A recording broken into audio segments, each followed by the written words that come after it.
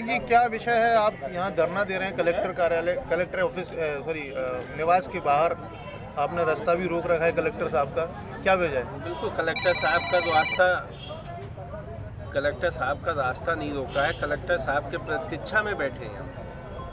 Collector साहब आएंगे तो उनका रास्ता वैसे ही खुल जाएगा, क्योंकि अंदर संतरी ने बताया कि कलेक्टर साहब है नहीं।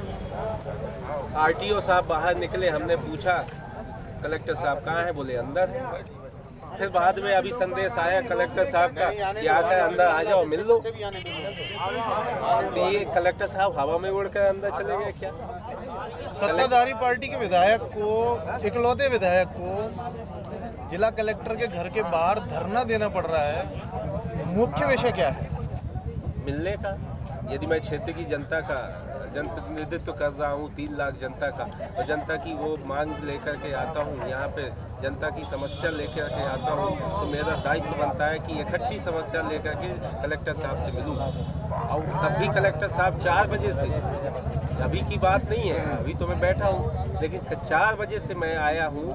5 बजे मैं ऑफिस में वहाँ पे उनसे पूछा, उनने ऊपर चले गए, बीसी थी सीएम साहब की, तो हमने कहा ठीक है। वो बोले बैठो, मैं आता हूँ। भाई उनने शिष्टाचार ये भी नहीं निभाया कि आके हमारे चैम्बर में बैठ जाओ, जा कर के बैठा दो, 1 सेकंड नहीं रुके। वो ऐसा समझा कि विधायक ही नहीं है, क्योंकि मैं दलित विधायक हूँ, इसलिए वो समझते ही नहीं विधायक यदि समझते होते कि एक विधानसभा नहीं, एक प्रदेश का एक सदस्य है, विधानसभा का सदस्य है, तो वो प्रोटोकॉल समझते, प्रोटोकॉल जानते। उन्हें प्रोटोकॉल से मतलब नहीं है।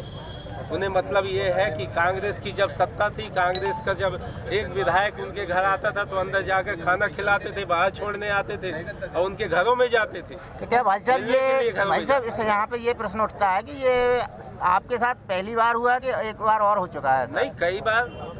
आप पूछ लीजिए, कभी भी चैम्बर में हम आए हो, कभी खड़े हो गए हो, नमस्कार किया हो, शिष्टाचार निभाया हो, कभी नहीं निभाया उनने।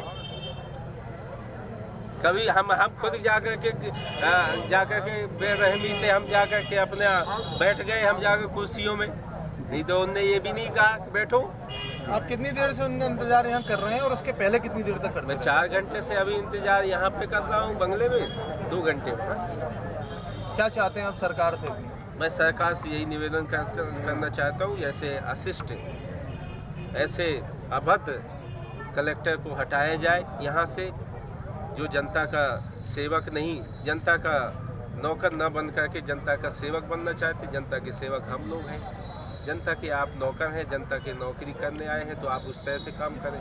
अब नहीं करते हैं आप, तो किसी प्रकार से आप अपना संदेश बढ़ा रहे हैं कि आपको जैसे नेतागिरी करनी हो या फिर आपको चुनाव लड़ना हो, इस तरह से आप प्रदर्शित करते हैं। मेरे क्षेत्र में आप सिविल लगाते हैं, पहुंच जाते हैं, बताते ही नहीं कि यहाँ पे मैं सिविल लगा रहा हूँ, यहाँ पे मैं आ रहा हूँ। एक जनप्रतिनिधि को बताना चाहिए कि मैं यहाँ पे आ रहा हूँ, तो मैं भी पहुँच जाऊँगा, तो जनता के बीच में सरकार की ही वाहवाही होगी।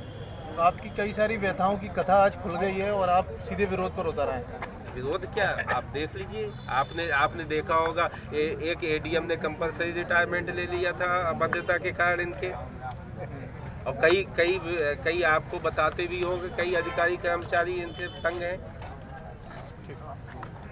कब तक आप करेंगे?